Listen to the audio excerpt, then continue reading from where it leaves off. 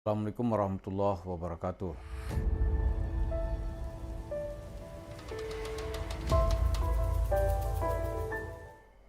Para pemirsa, karena channel ini mengkhususkan diri menyoroti bagaimana Yusuf Mansur telah menjadi sangat dikdaya dengan sepak terjangnya meraup harta jamaah masjid, baik yang tergabung dalam majlis taklim maupun nanti yang tergabung dalam kegiatan-kegiatan keagamaan seperti yang terlihat selama ini.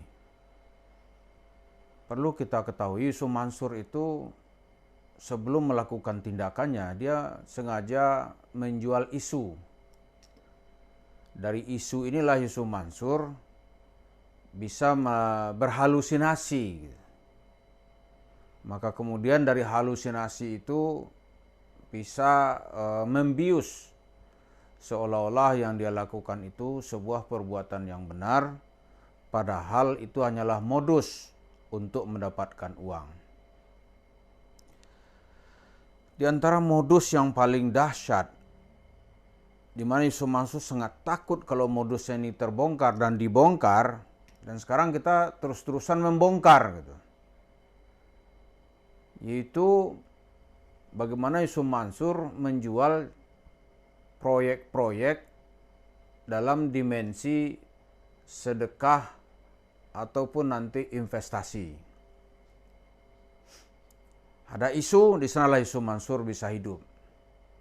Misalnya isu yang dia mainkan itu adalah bagaimana orang perkotaan yang hidupnya sudah masuk ke era kapitalis, bapak ibunya sibuk bekerja, masalah agama sudah tidak tertangani, ya di sini dilihat oleh Yusuf Mansur ini celah nih. Kemudian lahirlah proyek proposal yang bernama Rumah Tahfidz Quran. Nah, dan seterusnya dan seterusnya. Nanti dijuallah paket-paket, apa itu menjual saham, sampai nanti saham dari berbagai banyak proyek.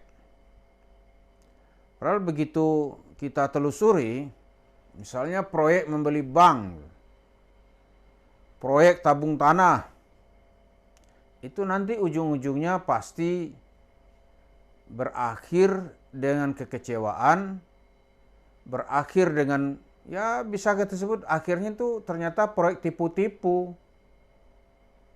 Karena ada beberapa langkah kalau orang tuh mau benar ceritanya, misalnya menjual saham gitu.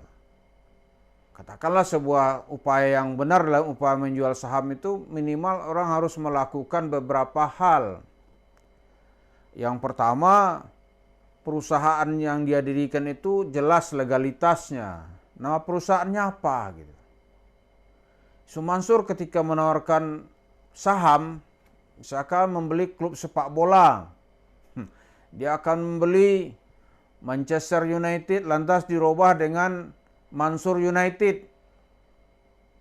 Cita-cita sih boleh ya, halu-halu boleh gitu. Tapi yang tidak boleh itu bagaimana nanti mengelaborasi yang berujung nanti masyarakat ini bisa diambil duitnya. Yang pertama ya legalitasnya nggak ada.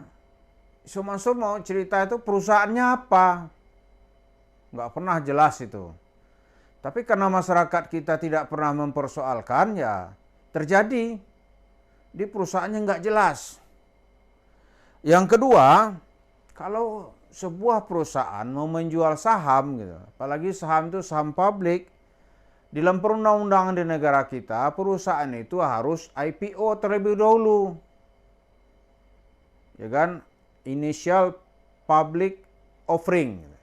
Jadi penawaran saham kepada masyarakat atau kepada publik. Maka perusahaan itu nanti disebut dengan perusahaan TBK, terbuka. Itu dibuka di lembaran resmi.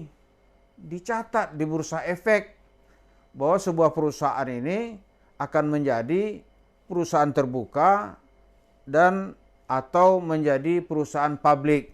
Jadi tidak lagi milik sekelompok orang. Yang kedua, saham yang dibagi biasanya, pelepasan saham di pasar bursa itu terbuka, nggak ada yang ditutup-tutupi. Dan saham yang dilepas itu umumnya tidak lebih dari 25%. Paling tinggi ya 30% lah. Dan ada namanya saham pengendali.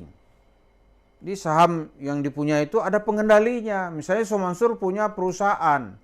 Ada perusahaan yang dia pemegang saham mayoritas. Misalnya perusahaannya bernama perusahaan Angin Ribut, katakanlah gitu kan. Atau perusahaan penggandaan uang. Atau perusahaan salawat, gitu. Jadi dengan banyak salawat kita dapat uang. Atau perusahaan ini perusahaan Ahlul Zikir Cinta Rasulullah. Ya, apalah, harus ada pemiliknya yang awal itu mempunyai dengan jumlah saham mayoritas. Jadi dia ada saham pengendali. Selanjutnya ada namanya keterbukaan informasi. Dan diiringi nanti dengan penyertaan modalnya berapa. Itu benar dalam ukuran perundang-undangan di dunia pasar modal. Somansur nggak ada memenuhi satu kriteria ini pun. Kalau ada 5, satu pun dia nggak memenuhi. Jadi kalau ada orang bilang upaya Somansur cerita-cerita bisnis di masjid-masjid, itu bohong aja, itu nipu. Kenapa tidak memenuhi kaedah undang-undang yang berlaku di pasar modal gitu. Kemudian saham Somansur berapa? Kalau memang ada. Ya kan? Ada nggak sahamnya? Umumnya nggak ada. Jadi dia cuap-cuap pakai bahasa agama, ngajak orang lain gitu. Tapi dia sendiri nggak ikut. Karena tujuannya memang bukan untuk berbisnis. Tujuannya mengambil uang masyarakat ini dengan bahasa bisnis. Nanti kalau dia terdesak, dia mulai marah-marah, itu kan sedekah maafin deh. Jadi begitu dia mencoba lari dari kenyataan, karena itu hampir dipastikan dana-dana masyarakat yang dikolek oleh Somansur ini itu hanya sebuah modus untuk mendapatkan uang. Nah setelah dapat jadi punya pribadi, masyarakat nggak ada cerita, jemaah nggak ada urusan gitu. Jadi kalau kita lihat, kalau ada orang bertanya, apakah itu sebuah upaya penipuan? Gitu. Ya jelas lah. Itu jelas sebuah penipuan. Cuma caranya ya bahasa agama lah ya, halus-halus.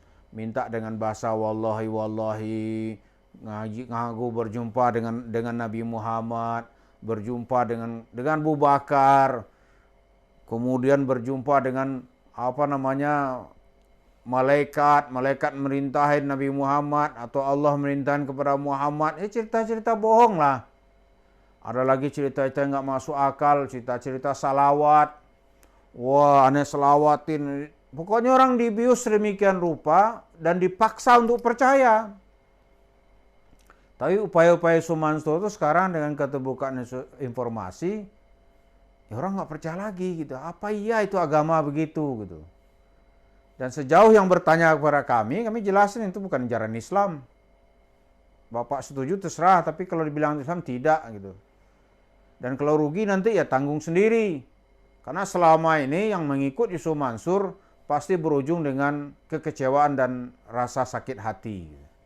Karena Somansur ya dia hadir mengolah isu, kemudian membawa isu ini kepada emosi umat Islam. Nah dengan semangat Islam inilah dia mendapatkan uang, dan setelah uang didapat dia bisa berbangga-bangga bahwa dia seorang yang dekat dengan Tuhan, jenis usahanya banyak.